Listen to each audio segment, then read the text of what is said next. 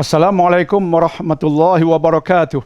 Bismillah, alhamdulillah, wassalatu wassalamu ala rasulillah. Kita masih berbicara tentang Dajjal dan Illuminati. Dan Dr. Daniel telah menyebutkan sebelum ini bahawa yang dikatakan simbol bagi Illuminati, iaitu segi tiga piramid yang ada mata, sebenarnya mengikut para pengkaji, ia sudah wujud sebelum wujudnya pertubuhan Illuminati. Illuminati wujud sebagai satu kumpulan pada tahun 1776. Tapi lukisan yang ada logo seumpama logo yang dikatakan milik Illuminati itu sudah dilukis pada abad 16 lagi sebelum wujudnya kelompok Illuminati. Dan yang keduanya telah kita sebutkan sebelum ini, orang Kristian juga menjadikan logo, simbol seumpama itu sebagai satu simbol keagamaan bagi mereka. Segitiga melambangkan tiga Tuhan Tritunggal dan mata melambangkan the eye of providence. Dan sekaligus apa yang ditulis oleh Dan Brown tentang Illuminati dan simbolnya itu, ramai yang mula menolaknya dan tidak menerimanya, malah tentang ia dikaitkan dengan dolar Amerika, wang kertas dolar Amerika yang dikatakan dikuasai oleh Illuminati, sehingga Amerika dikuasai olehnya sehingga menghasilkan wang kertas seperti itu, juga ditolak oleh pengkaji-pengkaji sebab asas diwujudkan kertas dolar Amerika dengan gambar itu bukan berasaskan Illuminati sama sekali, tetapi berasaskan ketuhanan, keagamaan dan seumpamanya. Dan orang Islam mengaitkan kisah Illuminati dengan rancaknya dengan Dajjal. Sebab bagi mereka, bagi sebahagian umat Islam, Dajjal ini si mata satu.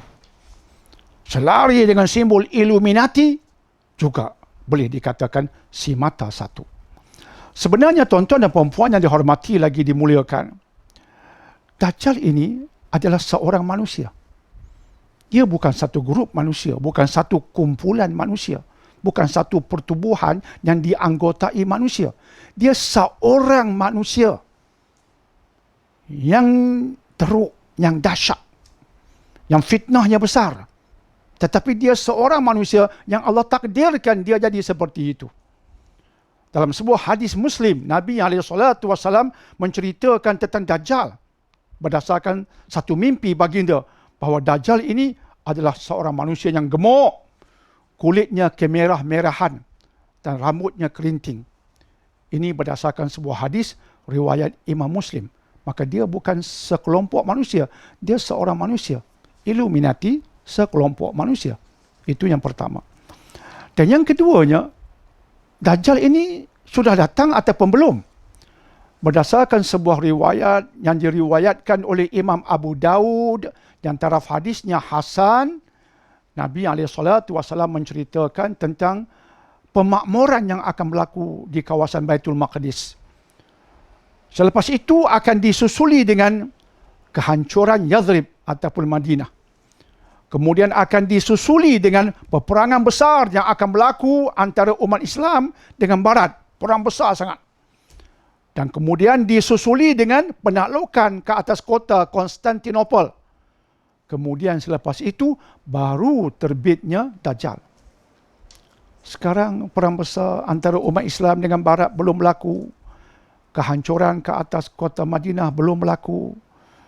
Pemakmuran ke atas Baitul Maqdis, ada yang mengatakan ya, mungkin boleh dikatakan sekarang sedang berlaku, walaupun bukan di tangan orang Islam, tapi secara umumnya pemakmuran telah berlaku. Tapi yang sebelumnya belum, yang selepasnya belum berlaku, maka Dajjal belum datang. Illuminati telah ada sekian lama. Jadi itu perkara kedua yang perlu kita fahami. Dan yang ketiganya, yang dikatakan Dajjal bermata satu ini, sebenarnya itu suatu yang salah. Dajjal ini matanya dua. Dalam sebuah hadis yang diriwayatkan oleh Imam Bukhari, pastinya sahih, Nabi SAW bersabda yang berbunyi, wa inna baina ainaihi maktubun kafir. Antara Ainai. Ini bahasa Arab. Ainai artinya dua matanya. Bukan satu mata. Antara dua matanya, mata kanan, mata kiri, antaranya, Nabi kata, maktubun, tercatat antara dua matanya, kafir. Kalimat yang melambangkan kafir.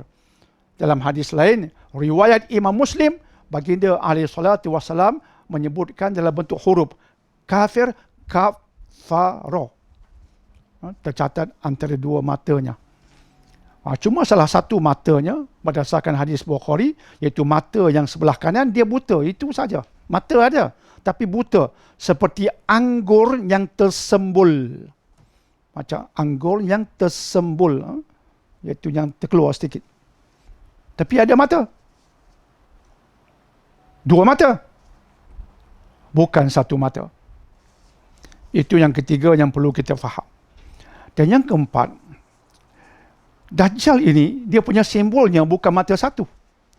Kalau adalah sesuatu yang boleh kita kaitkan dengan simbol perjuangan Dajjal yang sesat itu, maka simbolnya seperti yang kita sebutkan tadi berdasarkan hadis.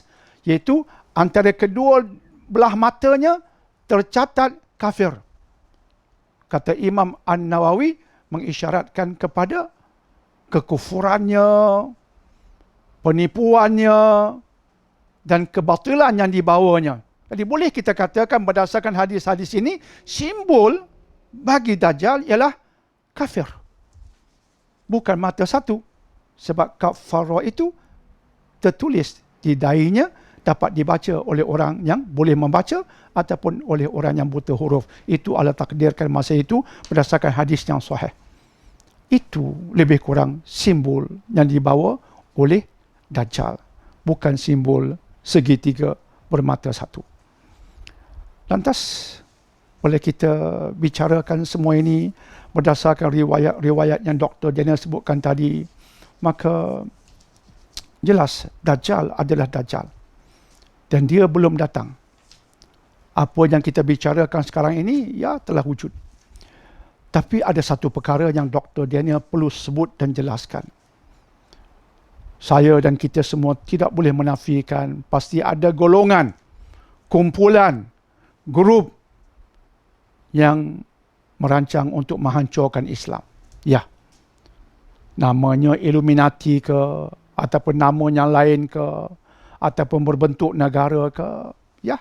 Boleh apa-apa saja, pasti ada yang akan menentang Islam.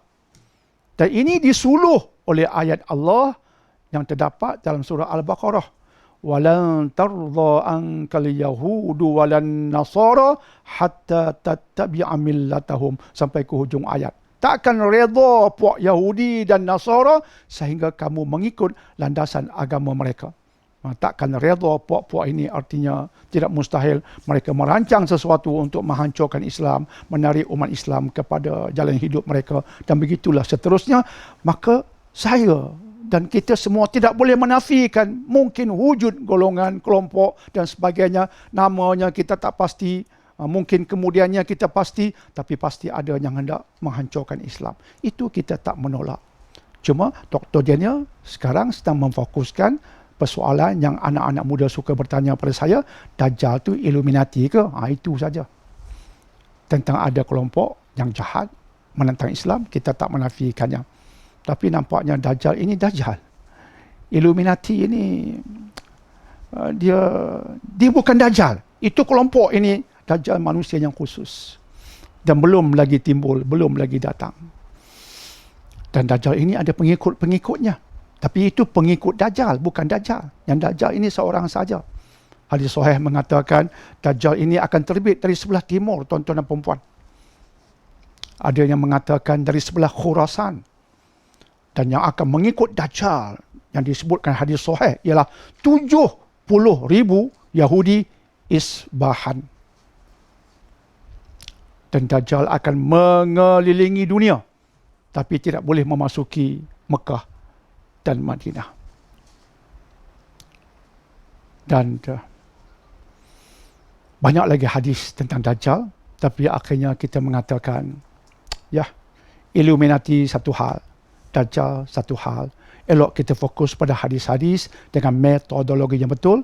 Tak perlulah kita kata, Dajjal, inilah dia Dajjal. Itu cara yang salah. Itu cara yang salah. Apatah lagi, Dajjal belum datang. Jangan cepat sangat kita kaitkan Dajjal dengan itu ini, padahal eranya belum sampai, tapi pasti akan datang. Kita yakin tentang itu sebab hadis-hadis tentangnya, hadis-hadis yang amat kuat. Yang lebih penting tuan-tuan dan puan-puan, bukan mencari pulau di mana Dajjal duduk, buang masa. Bukan duk selidik tentang Dajjal, sekarang sudah dilahirkan ataupun belum, itu juga membuang masa. Sebab kedatangan Dajjal tidak dapat dielakkan lagi. Jika anda tahu dia di mana pun, anda boleh buat apa, kita boleh buat apa. Dia akan buat sebagaimana yang Allah takdirkan baginya. Dan kita tidak boleh membunuh Dajjal. Yang boleh membunuh Dajjal hanyalah Nabi Isa alaihi salatu wassalam. Justru yang perlu kita buat ialah apa yang disarankan oleh hadis Muslim. Contohnya, badiru bil a'mali salihah, bersegera beramal soleh. Fasatakunu fitanun kaqita'il lailil muslim, akan datang menimpa ke atasmu ujian-ujian malapetaka bertubi-tubi seperti kepingan-kepingan di waktu malam. Kata Imam An-Nawawi, maksudnya kita akan ditimpa ujian musibah bertubi-tubi non-stop. Termasuk kemuncaknya ialah fitnah Dajjal. Dan awal hadis baginda alaihi salatu wassalam mengarahkan kita supaya badiru bil a'mali salihah, bersegera beramal soleh. Itu fokus kita. Perbaiki amal soleh kita, perbaiki hubungan kita dengan Allah. Itu nombor satu. Dan yang kedua yang perlu kita buat ialah membaca surah Al-Kahfi. Dalam sebuah hadis Muslim, Nabi alaihi salatu wassalam ketika menyebut tentang Dajjal, baginda mengatakan yang akan terselamat daripada fitnah Dajjal yang menghafaz 10 ayat yang pertama surah Al-Kahfi. Ada hadis sahih yang lain menyebutkan menghafaz 10 ayat terakhir surah Al-Kahfi. Artinya baginda alaihi salatu wassalam mahu kita mendampingi surah Al-Kahfi untuk menyelamatkan diri kita daripada fitnah Dajjal. Ada orang yang salah faham tentang hadis ini. Mereka menghafaz 10 ayat, kemudian gedik kaki. Okey dah, I dah hafaz. Kita ingat agama Islam ni magic macam tu ya. Hafaz 10 ayat, puang, selesai masalah. Dia bukan begitu, tuan-tuan dan puan-puan. Menghafaz tu bagus. Tapi kita kena ikut rentak ulama awal dahulu, salafus soleh. Mereka hafaz dan cuba memahami sepenuh hati dan menghayati. Sahabat-sahabat begitu. Kata sahabat Abdullah bin Mas'ud radhiyallahu an, kami akan belajar dengan Nabi alaihi salatu wassalam 10 ayat dan kami tidak akan sambung. Tak akan sambung.